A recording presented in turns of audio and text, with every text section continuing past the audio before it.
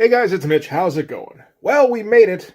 We finally made it to, quote, the most consequential crossover in the history of comics, unquote. We're looking today at Team Youngblood number 7, which is the first part of Extreme Prejudice. Who could have imagined we'd actually get here?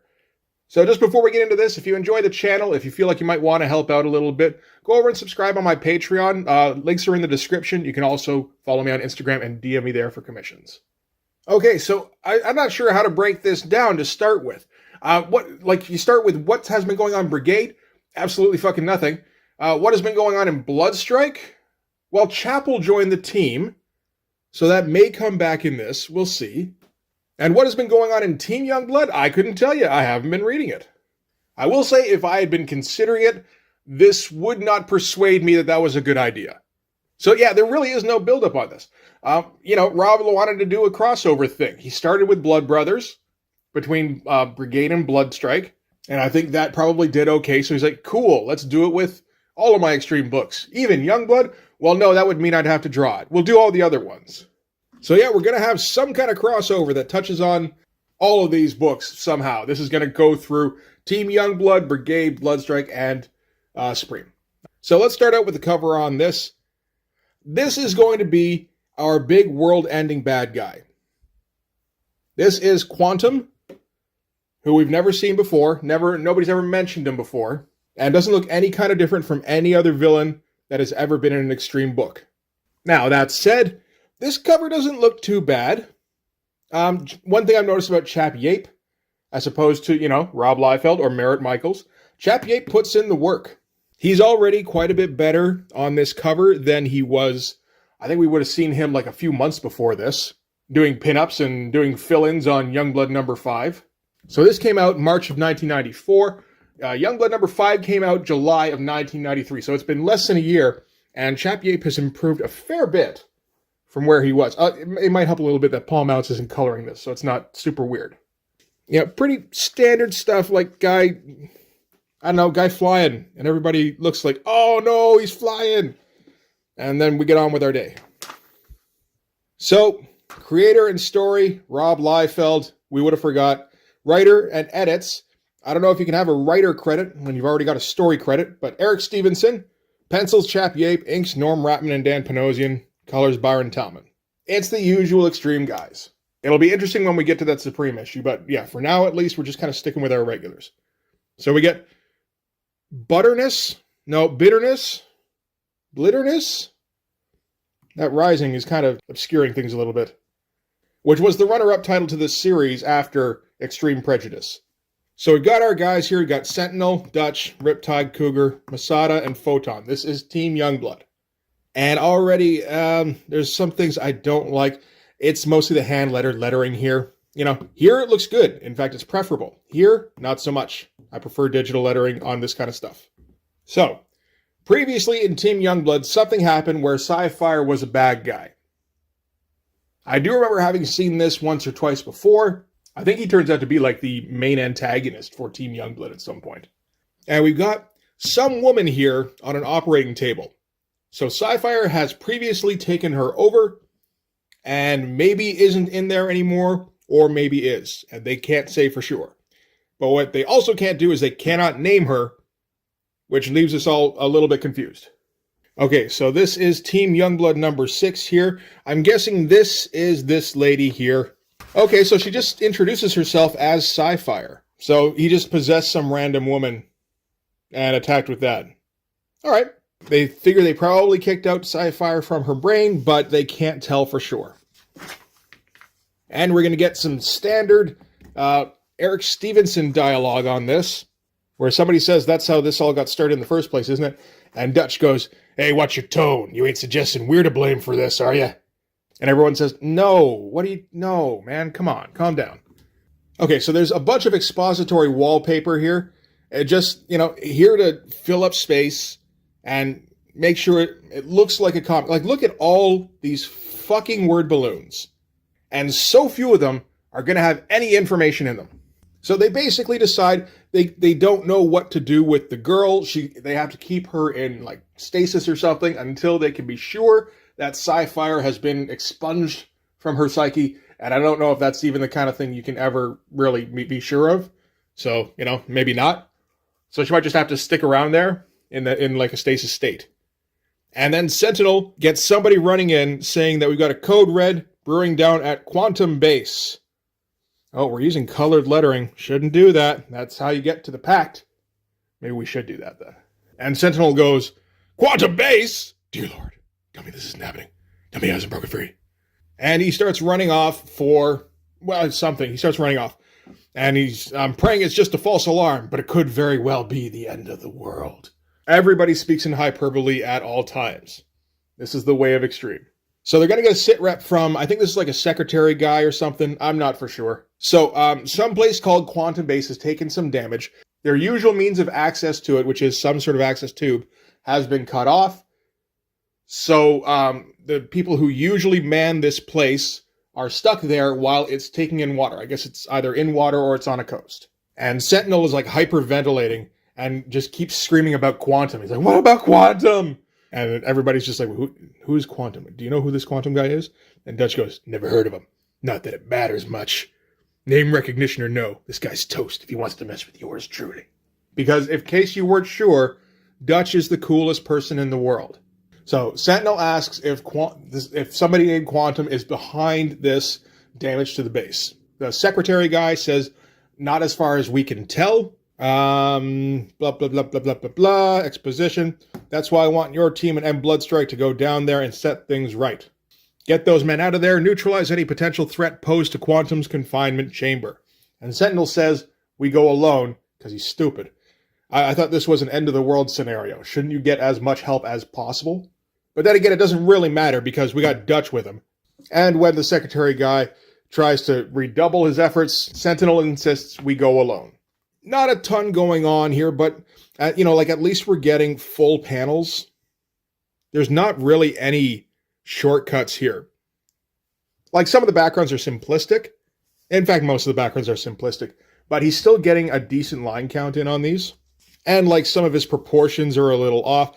I mean, if we look at Dutch here, he kind of looks like he's lounging on a chaise. Like, these are his legs here, I suppose. And he's crossing one leg. So this leg looks like it's pointing straight up at the ceiling just about. So he's like, I don't give a fuck who Quantum is. Paint me like one of your French girls. So we got a big old close-up on Sentinel. That's not a bad one, actually. I feel like the coloring helps. The color has come a long way since, a little less than a year ago. But, decent amount of detail. Just everything's kind of in the right place. So that's good stuff. And his reasoning for why he doesn't want any help on this one is, you know as well as I do, Keever, this is personal. Meanwhile, in Seattle, apparently, somebody is hearing about this Quantum thing happening and is feeling real bad about it. And whoever this dude is, I'm pretty sure we're not supposed to know who this guy is yet. But he's basically just going to reiterate everything that's been said on the last couple of pages. This is Eric Stevenson's big trick, right? Is to just keep saying things, keep filling word balloons with what's been said before, over and over again, until your fucking artist stopped drawing. So Quantum was beaten, a defeat so resounding he had no choice but to succumb to the will of his captors. Yeah, that's called captivity. Lots of people go through that. Government assured us that he would never be given another opportunity to break free. Millions of people out there watching this, and they don't even fully comprehend the gravity of the situation. I doubt half of them even remember Quantum. The threat he posed must be as distant a memory. Like, this is all just treading water. My artists keep drawing dudes sitting there and gazing off into the distance, and I don't know what to put in their thought bubbles. Meanwhile, Chappie Ape draws. This is the new men in the background here, which don't have a comic yet. They're about to get introduced, I think, in this crossover.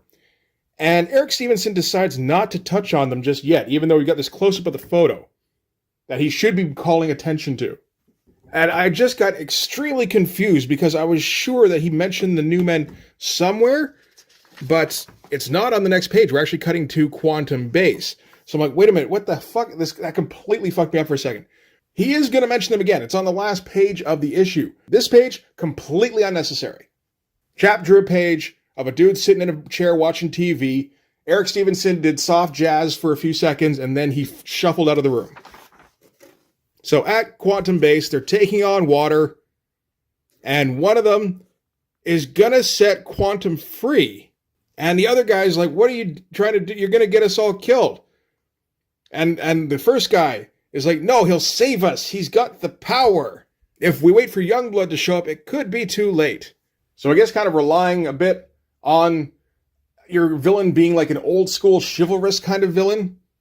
And then the walls start caving in. And that first guy, he's determined. So he goes back to the door to Quantum's cell. It seems like there really hasn't been any danger of Quantum escaping, except for these inept guards that got hired around here. And then in Washington, Secretary Keever, okay, so that's the guy who was debriefing Team Youngblood before, receives a communique from Weatherman, who's been having some upgrades, apparently. His face has gotten considerably wider since we last saw it in Stormwatch. Just more shit piled on the sides. Chappie Ape does seem to like that stuff. So Weatherman offers some Stormwatch assistance, basically, if it's required for the Quantum thing. And Secretary Keever has to try not to tell him, I can't because Sentinel will have a fucking tantrum. And then from there, we're going to cut to Youngblood running down a hall. That's all they're doing here. And these poses are a little funny. I think he expected Eric Stevenson to fill in more and just like, the time is ticking down kind of thing. In fact, he had so much faith in Eric Stevenson to just bloviate that he drew another page of Team Youngblood running down a hall. So Eric Stevenson got these pages and he's like, fuck, man, I don't know. So, okay, yeah, now, I thought they were running down the tunnel maybe to, like they got to try and access the base. And I got the impression, well, okay, so are they connected to the base? Is that the access tube? No, they're just running down the hall to get to their spaceship. Kind of weirdly sexual, but, no, it's okay. So, yeah, that's all this is. This is just running down the hall to your ship and posing along the way. Maybe they like freeze frame every couple of seconds. That'd be pretty great. Like, the shots aren't bad. This is why you don't do Marvel method, though, with, like, kids. They don't know what the fuck they're doing. Oh, wait. Rob is doing this, isn't he? Is Rob doing layouts, I wonder? I don't know. It doesn't feel like Rob layouts a lot of the time. You can usually tell. Yeah, I don't think so. Okay, so I assume they land... This is Quantum Base, and we get the standard, okay, people, this is it. Not allowed to land your ship until commanding officer says that.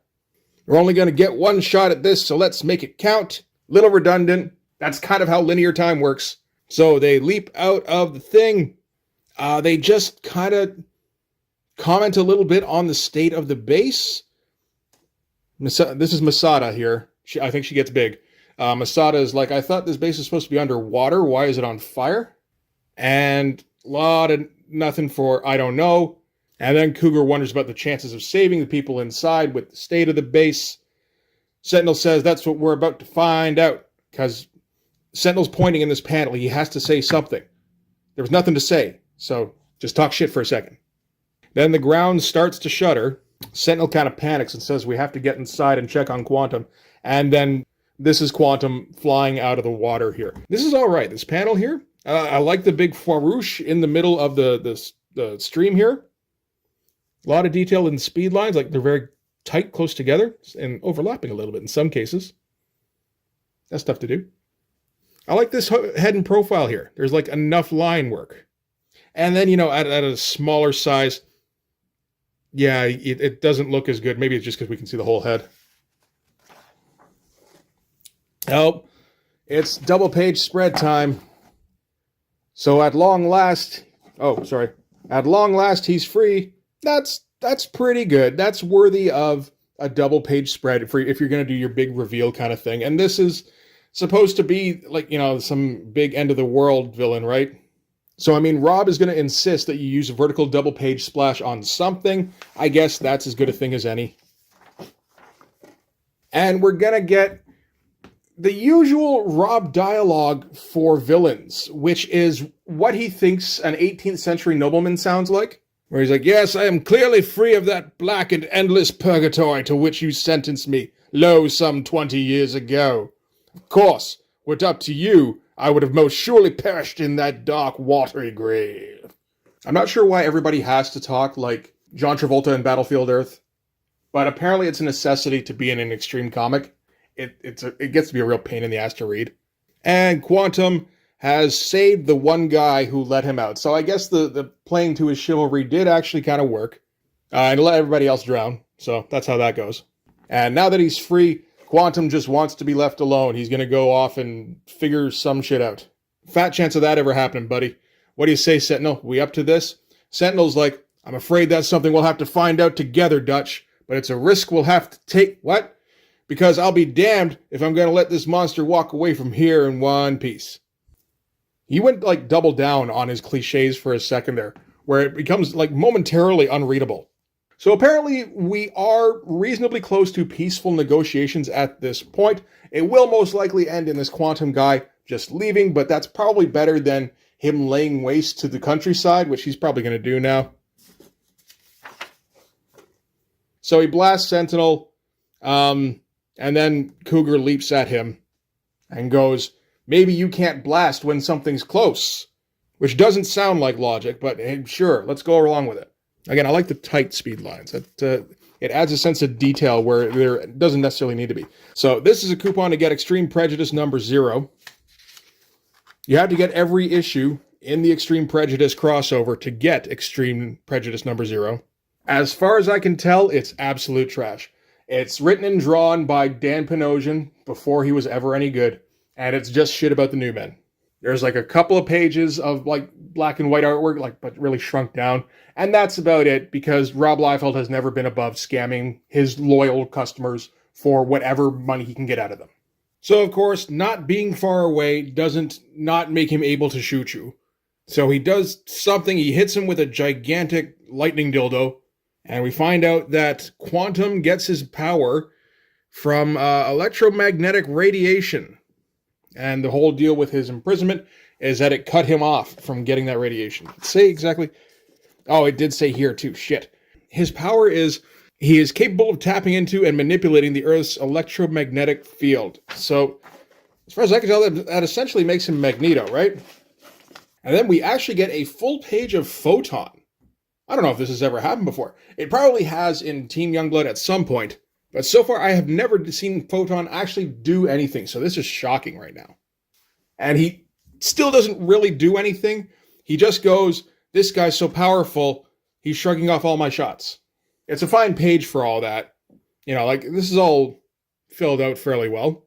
And then Dutch pulls up in the spaceship that they showed up in, I imagine, and says, stand down or I'm going to run you over. Seriously, that's what he does. And naturally, Quantum blasts the ship apart. They go flying out of it. And I guess this is kind of a sneak attack kind of thing, because Masato's whole thing is getting bigger. So I suppose she got bigger and then smashed him into the ground. The problem is, since we're not getting any kind of backgrounds, we're not getting any kind of context. So really, she might be exactly the same size. There's no indication that she hit anything here. You know, it's like you can kind of interpret it. So yeah, okay, it's fine. But like, pretty bad storytelling. And Quantum immediately pulls himself up from the water. He was in the water, I guess. And goes, I'm not even injured, my dear. I'm just going to fuck off now. And he just kind of takes off from there. Oh, and that's it. And then that guy from earlier, who we never knew anything about and didn't do anything, thinks to himself, I've got to get the New Men back together. And then the secretary, whose name I've already forgotten, goes, God damn it, Sentinel. The whole point of doing a I don't need any help thing is to not need any help. Now I got to go ask for help. So we get Agent Graves in here, and Noble, and Higgins. I think Higgins is just his employee. But, you know, we're going to get some familiar faces coming up soon. And Higgins goes and calls somebody and goes, this is Higgins. It's confirmed. He's returned. So I assume that means Quantum. And Extreme Prejudice continues next week in Brigade number 8 before flowing into Bloodstrike number 9 and Supreme number 10. Okay, we get our letters, we get Q&A, they're just going to answer them straight in one particular column, and then we get Ask the Creative Team. I think that's going to be the most fun bit. So, Let's see. What's the worst movie you ever saw in your whole life? Rob Liefeld says, any movie that features Marvel comic characters. So no grudges there. I mean, in 1994, yeah, the Marvel Comics movies were pretty fucking bad. There's not exactly a ton to talk about in 1994 for Marvel Comics movies. I think it's pretty much just like Howard the Duck and the Dolph Lundgren Punisher. Unless he's talking about the Captain America movie nobody ever watched. But like, that's it. So just like making a blanket statement, no Marvel Comics movie will ever be any good. I'm sure he stood by that as well. And next issue, the epic Extreme Prejudice crossover continues in the aftermath of Supreme's monumental defeat at the hands of Quantum. That's a little spoilery. They mean next issue of Team Youngblood. So they just kind of gave away what happens in the Supreme issue, I guess. Team Youngblood Brigade, Bloodstrike, and the New Men unite in an attempt to stop the deadliest menace the world has ever known. I mean, I imagine that is probably what happens. But it's just, you know, you're actually just telling us all the stuff that's happening in between. Okay, sure. Great story and great artwork continue to spell out this savage tale that alters the Image universe forever. I'm sure it... Well, actually, this series will end Bloodstrike, so that's something. I looked through this. I have almost all of these. I'm missing one of the strike files, although that's not Youngblood's strike file. That's Youngblood Battle Zone, which I do have. I don't have Extreme number 0, and I don't feel like getting it. Yoink. And I have all of these. Holy shit. This is every Extreme book that's out right now. I have pretty much every single one. Wow, fucking hell. I didn't think I had all of them. And this is black and white, the Art T-Bear thing. I don't know, man. It really sucked from what I saw. I read like a panel and a half of it. I was just like, no, thank you. Okay, so that was Extreme Prejudice Chapter 1. This is a little rough, I gotta say. After coming straight from one of the best written comics of the 80s, where so much shit happens in any given issue, and then you get dropped into some Rob Liefeld scripted nonsense, where a bad guy breaks out of jail, and then they have a punch-up. And that's it. Can't wait to find out what happens in Brigade number 8, when he encounters Brigade, and they have a punch-up, and then he leaves. In terms of the art, I mean, Chap Yape actually isn't bad at this point. He's probably the best that Rob Liefeld's got. He's still not, like, a guy who should have his own book, really.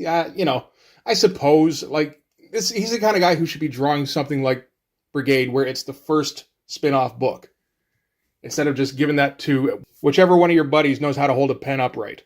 Yeah, decent enough stuff. So, next issue, we do Brigade. We're back to Merit, so it'll get nice and bad again. Looking forward to that. Okay, so that's going to do it for this one. Thanks very much for watching. If you like this video, please hit like, hit subscribe, and hit the notification so you know when the next one's coming out. Go over and subscribe on my Patreon. That'll give you access to everything I do, from the Blood Force stuff to the YouTube videos before they get uploaded to YouTube, as well as some Patreon exclusive content. You can also follow me on Instagram and DM me there for commissions, and you can go and join the Blood Force Discord server. But yeah, that'll do it. Thanks again for watching. I'll see you guys in the next one. Bye-bye.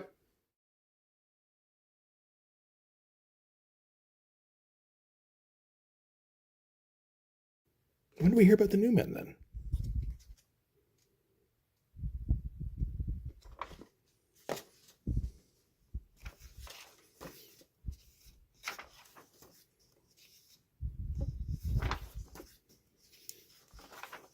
It's in here. I know it's in here. Is it actually past the halfway point of the book?